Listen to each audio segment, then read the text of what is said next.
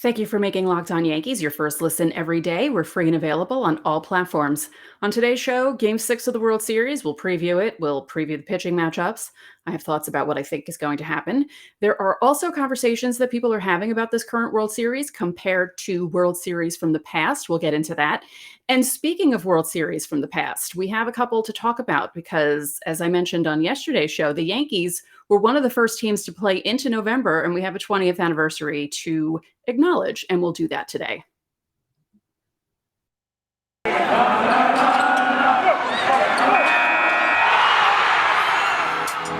You are Locked On Yankees, your daily New York Yankees podcast. Part of the Locked On Podcast Network, your team every day.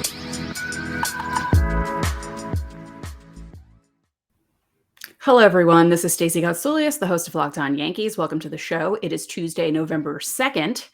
We are into the second day of November, and lots of stuff happening in baseball, mainly Game 6 of the World Series. And we will talk about Game 6 of the World Series. We'll preview the pitching matchup, and we're going to talk about other stuff pertaining to the World Series, present and past. And then we're going to look back at November 1st, 2001 and November 1st, 2009, because the Yankees played in that World Series too. So it'll be a fun show. Before we get into it, you can listen to us in Apple Podcasts, Google Podcasts, Odyssey, Spotify, Stitcher. You can watch us on YouTube. And if you tell your smart device, or you can tell your smart device to play podcast Locked On Yankees and Locked On whatever you want. There are a lot of Locked On podcasts that I would recommend to you. So let's get into it. Game 6 tonight, Houston. Max Fried against Luis Garcia. Fried has had a bit of a rough World Series. He lasted 5 innings, but his ERA is 10.80. Small sample size, yes. Is he hitting a wall? Possibly. Are the Braves asking these guys to do too much? Yes. We'll see how long he lasts.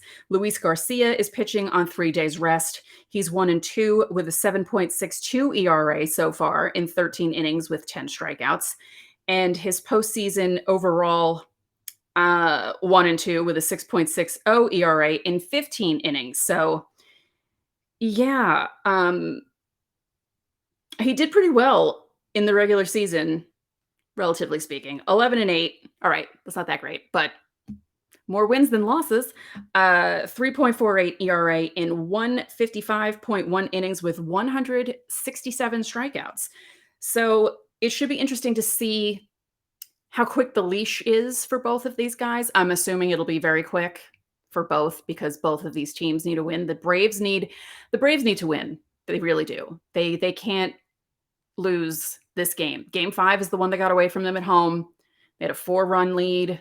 They had a 1-run lead. Then they end up losing 9-5. That could have turned the series around.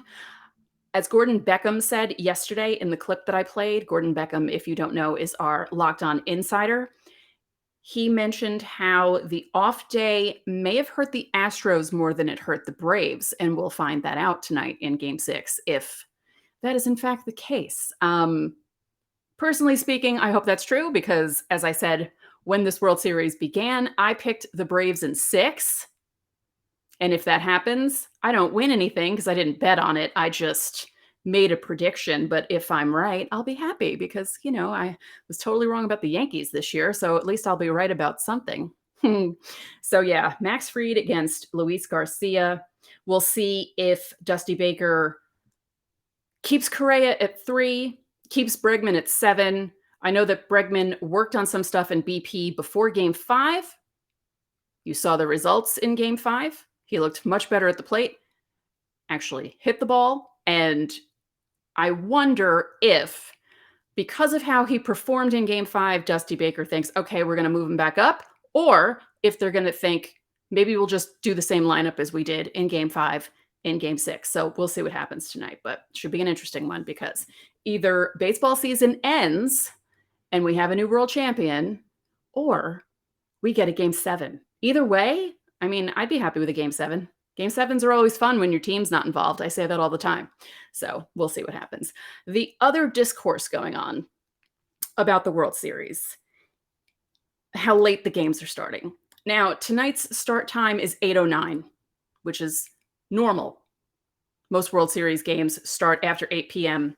Eastern. They're in Houston, so the game in Houston is starting at 7:09. So for the people in the Central time zone and the people on the West Coast, actually, the people on the West Coast always get the short end of the stick because, they're coming home from work and games are starting, or sometimes their team is playing in a 4 o'clock Eastern game, so they're stuck watching it at 1.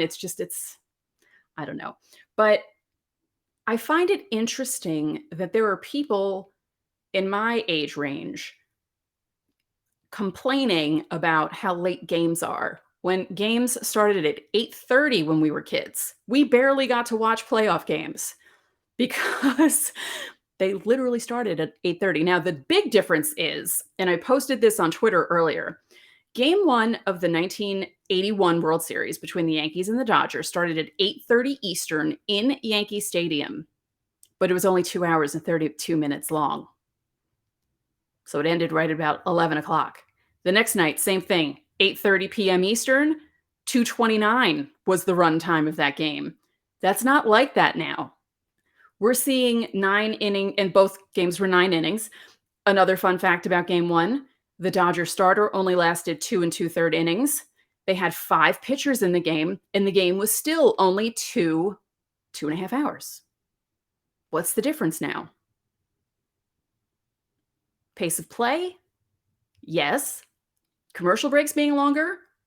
Probably. Pitchers taking too long between pitches? Yes.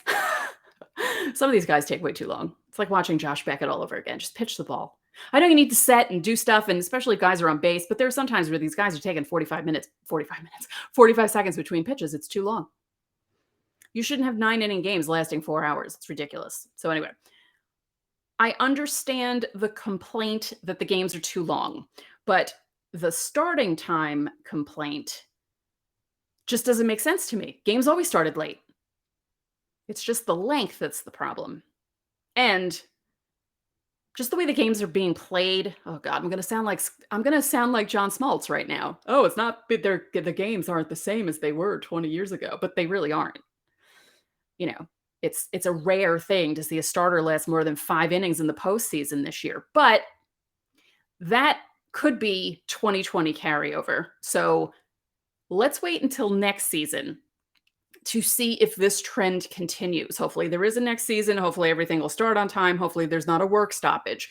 But if this trend of starters not lasting, teams going to their bullpens more and doing bullpen games more continues in 2022, then there might be a problem. But I really feel like this is 2020 carryover, and that could be why this postseason is the way it is.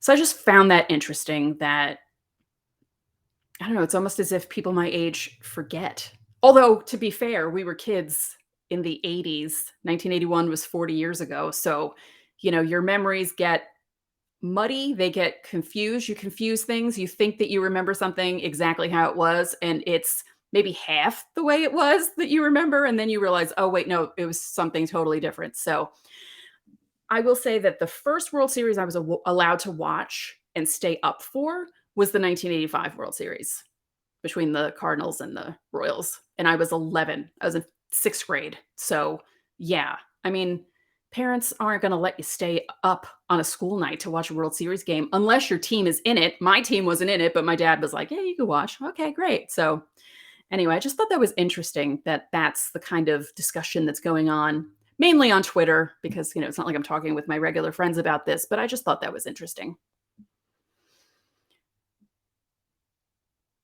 Now, before we get into segment 2, it's time to talk about BetOnline, because BetOnline is back and better than ever. They have a new web interface for the start of basketball season with more props, odds, and lines than ever before. BetOnline remains your number one spot for all the basketball and football action this season. Head to our new updated desktop or mobile website to sign up today and receive your 50% welcome bonus on your first deposit. Just use our promo code LOCKEDON to receive that bonus. From basketball, football, baseball, postseason, NHL, boxing, and UFC, right to your favorite casino games from Vegas, don't wait to take advantage of all the amazing offers available for the 2021 season. BetOnline is the fastest and easiest way to bet on all your favorite sports. BetOnline, where the game starts. Thanks again for making Locked On Yankees your first listen every day. We're free and available on all platforms. So, to continue this conversation about start times and game length and pace of play, I don't know if there's a solution to this. Because, as I mentioned in the last segment, it could be a carryover from 2020. It's also the game of baseball has changed. You don't see guys pitching 100, or you don't see guys throwing 120 pitches in a playoff game anymore. I mean, you're lucky if you see a guy throw 70 pitches in a playoff game lately, again, 2020 carryover, but it's not happening anymore. You won't see, Al Leiter in game 5 of the 2000 World Series. What was he up to? 143 pitches when Luis Sojo hit that ball? It was something crazy like that. That's not going to happen anymore. Even in the regular season, if you see a guy go over 100 pitches, it's a miracle. And even when someone is throwing a no-hitter, in the back of your mind, you're thinking, it's possible the manager just might go to the bullpen and do a combined no-hitter here and save the guy because they don't want them throwing so much. Of course, it would be better if someone was throwing a no-hitter and only throwing 88 pitches. Was that Cohn's final pitch count for his perfect game? It was something like that, right? Because Montreal was terrible. I mean, Coney's the best. That was a great perfect game. Rain delay in the middle of it. He even came out. There were so many things working for him, but Montreal was just swinging at everything. And, they made it easier for him than, say, Dwight Gooden during his no-hitter, facing Seattle and walking. I think he walked 6 in that game. So, yeah. But even when Cole threw the complete game against Houston, I think he finished with 109. That number is sticking out in my brain. But it may have been more than that. And even that was shocking to see. But then again, he yelled at Boone to get back into that, like, no, I'm going to do it. But you don't see that a lot from pitchers. The manager will come out and occasionally, Max Scherzer. Max Scherzer doesn't even like when you're coming out to get him in the 8th inning. So I can't even imagine Dave Roberts feeling very comfortable walking out there after 4 1/3 being like, yeah, you're coming out. And Max Scherzer, hissing or growling at him. But it's just the game is different now. It's not the same as it was. Ratings aren't the same. That's another conversation that I find hilarious. Someone actually posted a tweet last week talking about how 40 years ago, 40 million people watched the World Series. And this year, 11 million is a lot. Well, yeah, 40 years ago, there were 3 main channels. Fox didn't even exist. You had ABC, NBC, CBS. You had your PBS station. In New York, we had Channel 13. You had Channel 5, Channel 9, Channel 11. And those weren't national stations. Those were syndicated stations. There was nothing, it's not anything compared to now. Now you have hundreds of cable channels. People aren't as into sports as they were because it's not one of the only things you can watch anymore. And people aren't only watching on their TVs. People are watching on their phones. People are watching on their computers. And that doesn't factor into Nielsen ratings, as far as I know, from what I can remember. I used to work at a TV network and look at all that stuff, but I'm pretty sure that doesn't count. I know there are streaming ratings and stuff for shows, but I don't know how it works for sports. But I doubt that they're counting people watching on their phones and their iPads. So it's just a different time for everything. And I feel like you shouldn't really compare, 2021 to 1981. It's just different. You can't do it in nearly any aspect of the game. The actual game, the watching of the game, the time of the game. It's just different. And as I said, if this trend continues and you're seeing more 9-inning games lasting 4 hours, 4:15, and you're seeing 7, 8 pitchers in a game more often than not, then there's a problem. But if it drops off a bit in 2022 and guys are back to their regular routine and it's another 162 season, and again, hopefully there's no work stoppage, and things trend back to where they were before 2021, then things will be okay, I think. Again, it depends on if there's a work stoppage, which it looks like we're heading that way. So that'll be fun to talk about in December when that happens. Before we get into the next segment, let's briefly talk about World Series from the past. It's November 2nd now, but if you were waking up on November 2nd, 2009, you would have been talking about Game 4 of the World Series between the Yankees and the Phillies. That was the infamous Johnny Damon stealing a base twice in one play game. That's one of my favorite plays of all time in the World Series. You know what I'm talking about. He steals second, no one's covering third, but you don't see that because of the camera angle. And when you see him slide into second, pop up, and then start running toward third, your first thought is, no, no, no, no. And then you realize no one's covering third. And then you're like, yes, because that's basically the emotions that I felt watching that play. That happened in the ninth inning of that game. And the Yankees went on to win that game 7-4. It was tied at that point, and the Yankees scored 3. And if you recall correctly, CC Sabathia started that game against Joe Blanton. Memories. Chase Utley hit a home run off Sabathia. Pedro Feliz hit a home run off Jabba in the 8th, Jabba Chamberlain. And that helped the Phillies tie the game because the Yankees were up 4-3 at that point. They were up 4-2 going into the 7th. The Phillies scored, and then they scored again in the 8th, and then the top of the 9th happened. Let's just go through that quickly because I love that inning so much. It's one of my favorite postseason innings. Even, thinking about the dynasty years, this was, I just loved this. And it happened off Brad Lidge. I mean, it was great. So Hideki Matsui hits a pop fly to short. Derek Jeter strikes out swinging. So there's already 2 outs, and Lidge is looking good. And then Johnny Damon hits a single. And then while Teixeira's up, he steals second, steals third on that same play. Then Lidge hits Teixeira. Do you remember that happening? I do. And then Alex Rodriguez hits a double that scores Damon. Teixeira makes it to third.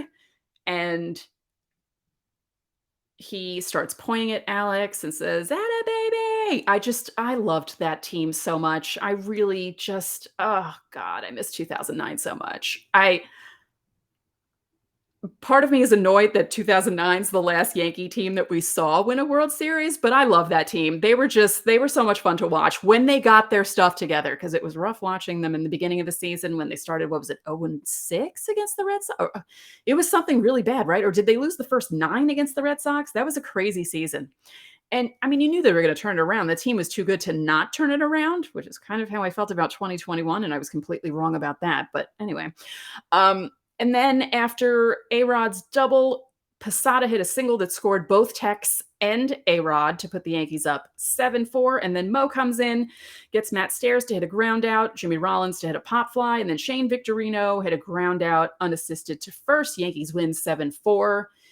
And yeah, the Yankees were well on their way. Now, I know they lost Game 5, and people were thinking, oh no, they're going to blow it. There was no chance they were blowing that series. Just stop. Stop it. No, they were not. Although I did have tickets to a possible Game 7. My coworker gave them to me the day of Game 6. And I thought to myself, yeah, they're definitely winning tonight because I have tickets for Game 7. I know that's going to happen. And they did. So there you go.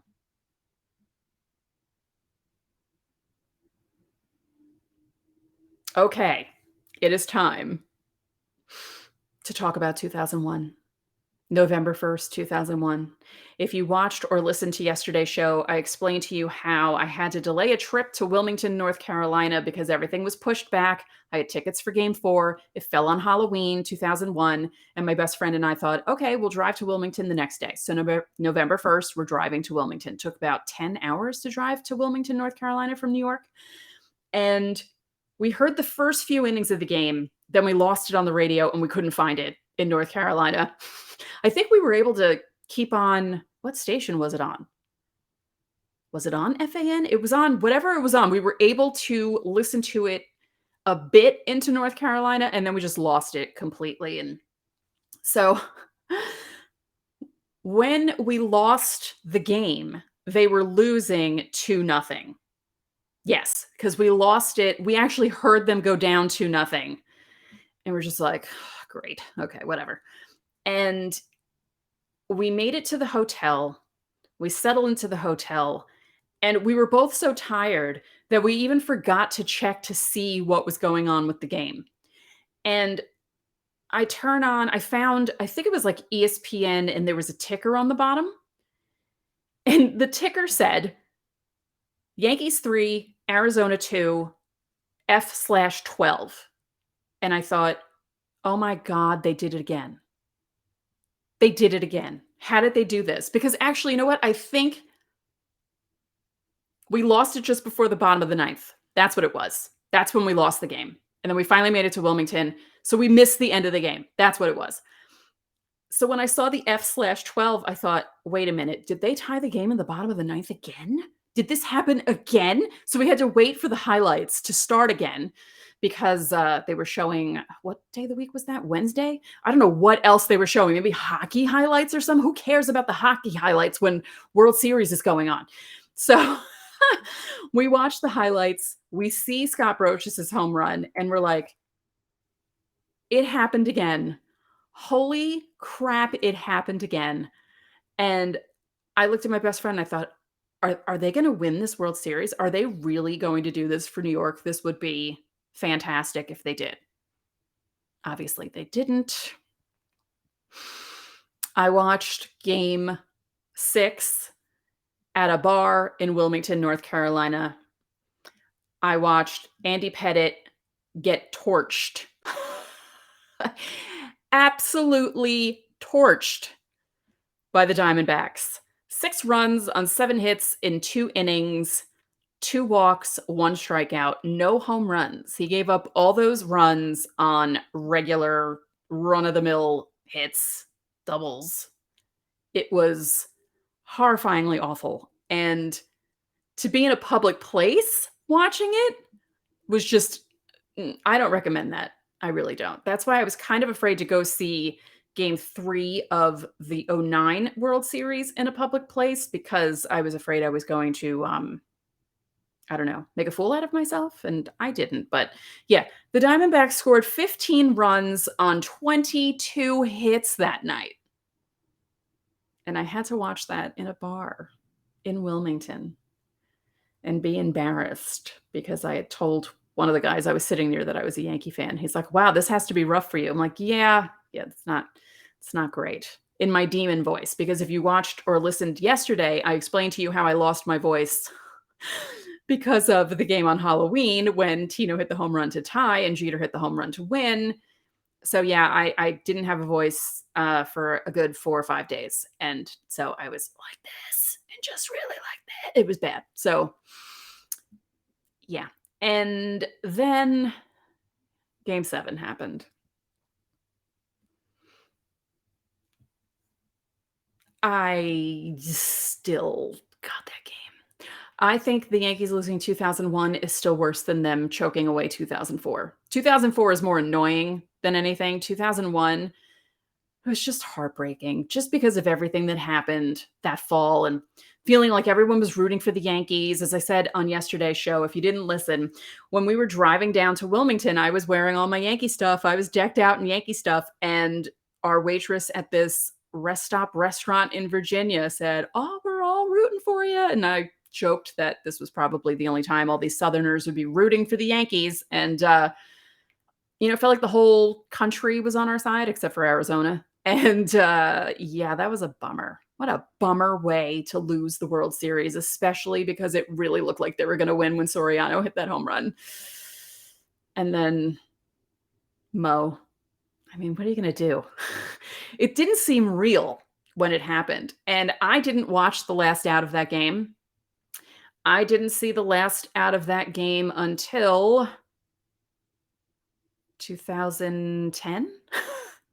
I didn't even see it when I was in an HBO documentary about the 2001 playoffs called 9 Innings from Ground Zero.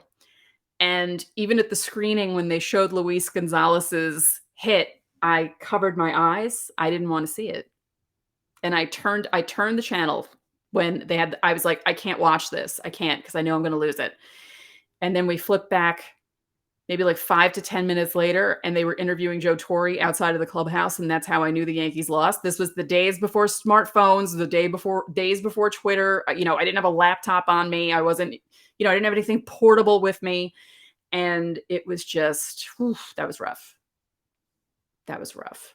That is not a good World Series memory at all. But when you think about what the Yankees did, right? 96, 98, 99, 2000, 2001, they make it to Game 7, the 9th inning of Game 7. No one's going to do that again. The Giants kind of got close with the every other year thing. The Astros with their 5 ALCS appearances, but they didn't make the World Series all those years, and they only won 1 World Series so far. You're not going to see it again. More than likely, you're not going to see it again. It's really hard to do that. The Yankees are going to be that last great. They're definitely going to be the last team to three-peat. No one's going to do that again. I don't see that happening again anytime. And I love that. Anytime a defending champion doesn't make the World Series or doesn't win the World Series, part of me is like, yes, the Yankees are still, their record is still safe. Nice. So, yeah. Anyway. All right. Not so great World Series memories, but what are you going to do? So again, tonight, Max Fried against Luis Garcia. Either the World Series ends with a new champion and the Atlanta Braves finally win a World Series, first one since 1995, or we get a Game 7, which isn't a bad thing. Again, when you're not rooting for either team, it's kind of fun watching a Game 7. It's also really fun when you're on Twitter and you have friends who are fans of both teams just to see how they freak out. And that's always fun to do. So I highly recommend that if you don't do it already. So that's it for this episode of Locked On Yankees, which is part of the Locked On Podcast Network, your team every day. I'd like to remind you that you can listen to the show in Apple Podcasts, Google Podcasts, Odyssey, Spotify, Stitcher, or anywhere else you get your podcasts. You can watch and subscribe to us on YouTube. We just passed 400 subscribers, so thank you for that. We really appreciate it. And when you get into your car, you can tell your smart device to play podcast Locked On MLB. Now you can make your second listen Locked On MLB. Paul Francis Sullivan, please call him Sully, brings you his unique perspective on the major leagues, both past and present, and it's free and available on all platforms. One more thing, if you could be so kind, please rate the podcast and spread the word about this podcast to your fellow Yankee fans. We would really appreciate it. Enjoy your Tuesday. Enjoy watching the World Series, and I will talk to you all tomorrow.